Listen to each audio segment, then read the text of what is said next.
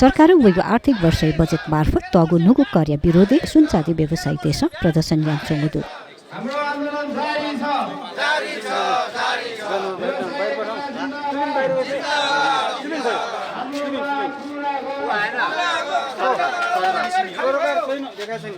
थैचोले ललितपुर सुनचाँदी व्यवसायी संघ गोसाले येले विरोध र्याली पिहा बगुदु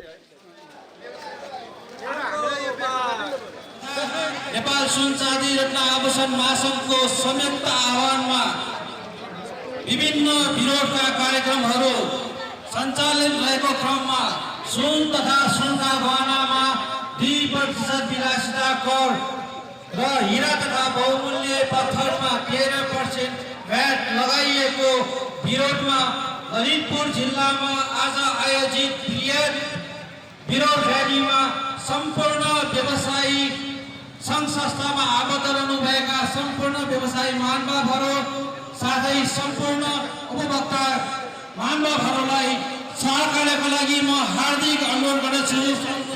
ललितपुर रेन्टल क्याटरिङ तथा पानी प्यालेस सङ्घ हुनुहुन्छ, नेपाल कपडा तथा सिलाइ व्यवसाय सङ्घ हुनुहुन्छ, ललितपुर फर्निचर तथा फर्निचर व्यवसाय सङ्घ हुनुहुन्छ, नेपाल काष्ठकला सङ्घ हुनुहुन्छ, नेपाल इलेक्ट्रिक एसोसिएसन हुनुहुन्छ, मङ्गल बजार व्यापार सङ्घ हुनुहुन्छ, उमाली पानी व्यवसाय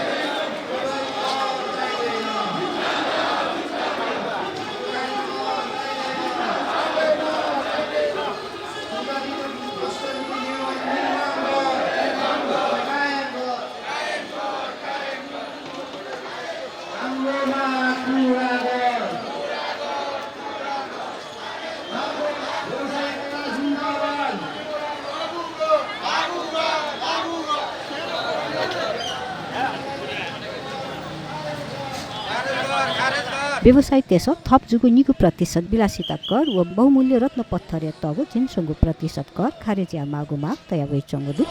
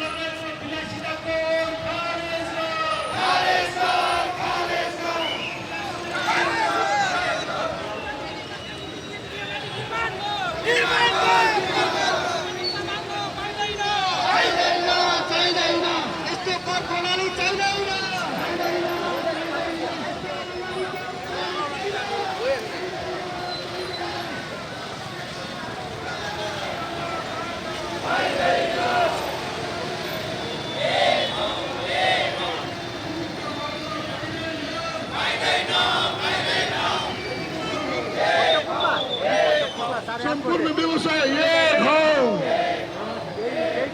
हाम्रो माग पूरा हो। व्यवसाय त्यसो थुरा पसतिना सडक आन्दोलन यान बै चंगुदु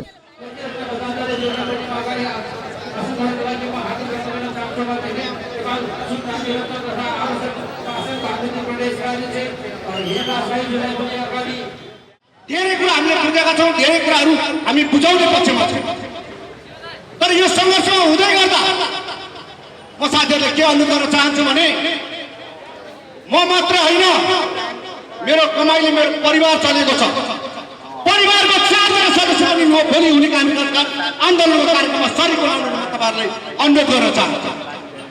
आज हाम्रो व्यापार, हाम्रो व्यवसायमा जुन किसिमको परिस्थिति निर्माण भएको छ, त्यो निर्माणको अन्तको लागि तपाईँ हामी जुनसुकै ठाउँबाट, जुनसुकै क्षेत्रबाट एक भएर अगाडि बढ्नुपर्ने परिस्थिति निर्माण भएको छ। त्यसैले म साथीहरूलाई हट्ने रिक्वेस्ट गर्न चाहन्छु। म होइन, हामीबाट यो आन्दोलनको सुरुवात गरौँ, यसको अन्त अवश्य पनि छ। राज्यले जुन किसिमको विधेयक लिएर आएको छ यसमा राज्यले आफ्नो घोडा टेक्नै पर्छ।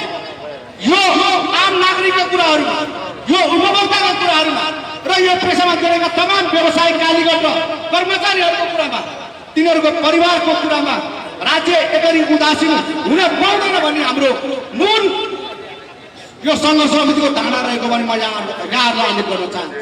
निर्विक्रम हाम्रो सम्बन्धलाई सरकारले सुन्नेछ भन्ने हामी विश्वास छौँ। र त्यो मात्रै होइन, आज दलितका लागि दलित अभियानका संयोजक हौद सुनार जस्ता हाम्रा धेरै मानव अधिकारवादी नागरिक समाज, उपभोक्ता, आम सबैले हामी यो व्यवसायको समस्यालाई आज चाहिँ जुन एकमात्र जना र साहस र सहयोग गर्नुभएको छ, यसको लागि पनि दुईजना महासङ्घ तर्फबाट हार्दिक धन्यवाद कृतज्ञता व्यक्त गर्न चाहन्छु। र म धेरै कुरा गर्न चाहन्न, किनभने आज हामी यो कोर्समा भनेको आज हामीले भाषण गर्नुभन्दा यो राज्यलाई खबरदारी गर्ने हो। र धेरै पूर्ववक्ता चाहिँ हाम्रा विशिष्ट अतिथिहरूले पनि सम्पूर्ण कुरा राखिसक्नु भएको छ र यो हाम्रो यो विषयमा सबैलाई थाहा छ। र म फेरि पनि र अब भोलिको हाम्रो जुन यो चाहिँ महासङ्घको निर्देशनमा यो उपत्यकाभित्रका जुन दुईवटा महासङ्घका आबद्ध सङ्घलाई हामीले 1 हप्ताको कार्यतालिका बनाएर हामीले चाहिँ उहाँलाई जिम्मेवारी दिएको छौँ। र आज पहिलो आज यो 16 गते जुन ललितपुर सुनचाँदी व्यापार सङ्घ र ललितपुर रत्नावर सङ्घको आयोजनामा आज सम्पूर्ण चाहिँ यो बागमती प्रदेशका सम्पूर्ण सङ्घले एकता जनाई जुन यो कोर्स सभामा सहयोग गर्नुभएको छ, यसको लागि म हार्दिक धन्यवाद दिन चाहन्छु। त्यस्तै गरी भोलिको कार्यक्रम वक्तव्य सुनचाँदी व्यापार सङ्घको 8:30 बजे अघि मलाई उहाँले फोन पनि गरेर निम्ताउन दिइसक्नु भएको छ। त्यहाँ पनि यो सबैजना आफ्ना ब्यानरसहित र यो बागमती प्रदेशका सम्पूर्ण आबद्ध दुईवटा सङ्घका सङ्घ नगर सङ्घ लगायत हाम्रा सम्पूर्ण उपस्थितलाई त्यो कार्यक्रममा पनि र सम्पूर्ण व्यवसायको उपस्थितलाई म हार्दिक धन्यवाद गर्छु। र पर्सि फेरि हाम्रो चाबेल चोकमा हाम्रो नेपाल सुनचाँदी हस्तकला व्यापार सङ्घ र अर्को हाम्रो नगर सङ्घ पुरानीलपन नगर सङ्घले पनि त्यहाँ आयोजना गर्नेछ र त्यस कार्यक्रममा पनि यहाँहरू सम्पूर्णलाई उपस्थितको लागि म हार्दिक अनुरोध गर्छु। त्यही पश्चिम विकसित कर र बहुमूल्य हिरा पत्थरको 13% लगेको 13% भ्याटको विरुद्धमा संयुक्त दुईवटा महासङ्घ, नेपाल सुनचाँदी व्यवसाय महासङ्घ र नेपाल सुनचाँदी महासङ्घको संयुक्त निर्देशनमा र यी दुईवटै महासङ्घ बागमती प्रदेशको संयोजनमा र 20वटा आबद्ध सङ्घ र 30वटा वस्तुको सङ्घको सहकार्य र एकबद्धतामा हुन लागेको यो बजेन्द्रबाट हामी र्याली सुरु गर्दै र आज यो मङ्गल बजारको धार्मिक पर्यटकीय स्थलमा आज यो कोर्स सभा प्रेरित भएको छौँ। विभिन्न सङ्घ संस्थाहरूको, विभिन्न महासङ्घहरूको हाम्रो साथ र सहयोग र ऐक्यबद्धता अत्यन्तै आवश्यक छ साथीहरू। र सबैको एकताबद्ध भएर अगाडि बढेको खण्डमा हामीले यो जुन विरोधको कार्यक्रमबाट अहिले चाहिँ यो जुन हटाउनुपर्छ भन्ने हाम्रो मागहरू छ, त्यो मागहरू पुरा गर्न सकिन्छ। ललितपुरको यो मङ्गल बजार जस्तो दरबार स्क्वायर यो हाम्रो धर्म संस्कृतिको एउटा चिनारी, विश्वको एउटा सम्पदाको चाहिँ एउटा क्षेत्रमा आएर आज जुन यो कार्यक्रम भइरहेको छ, म यहाँलाई अलिकति यो समृद्धिसँग जोडेर कुरा राख्न चाहन्छु। नेपालको संविधानले हामी सम्पूर्ण नेपालीहरूलाई सम्पत्तिको हक प्रदान गरेको छ र त्यो सम्पत्ति के को लागि त भन्दाखेरि समृद्धिको लागि। र हाम्रो सम्माननीय प्रधानमन्त्रीजीको उहाँको चाहिँ एउटा नारा पनि के छ त भन्दाखेरि समृद्ध नेपाल र सुखी नेपाल। समृद्ध नेपालको कल्पना गर्दाखेरि हामीले चाहिँ सुन र चाँदी लगायतका हिरा जवाहरातहरूको चाहिँ हामीले चाहिँ कुरा नगरिकन समृद्धि कसरी आउन सक्छ।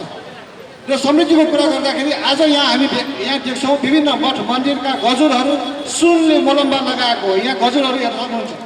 मन्दिरको गजुरहरू सबैमा सुनको मोलम्बा। यो हाम्रो विलासिता होइन, यो हाम्रो संस्कृति हो, यो हाम्रो धर्मको रक्षा हो र हाम्रो यो चिनारी हो। नेपालको विश्वको सामु नेपाल चिनाउने चिनारी हो यो मन्दिरहरूको देश। यहाँ धर्म संस्कृति र रीतिरिवाजहरूको हामीसँग एकदम समृद्धि छ, धनी छौँ हामी यस विषयमा।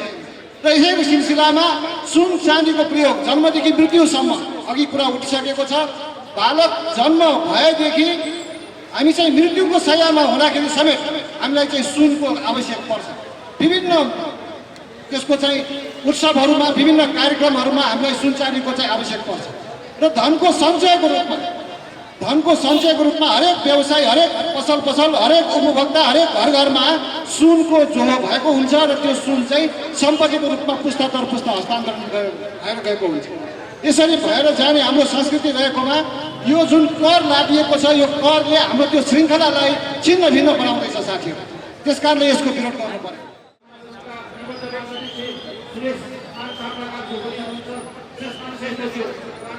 हाम्रो व्यवसाय सम्पूर्ण व्यवसाय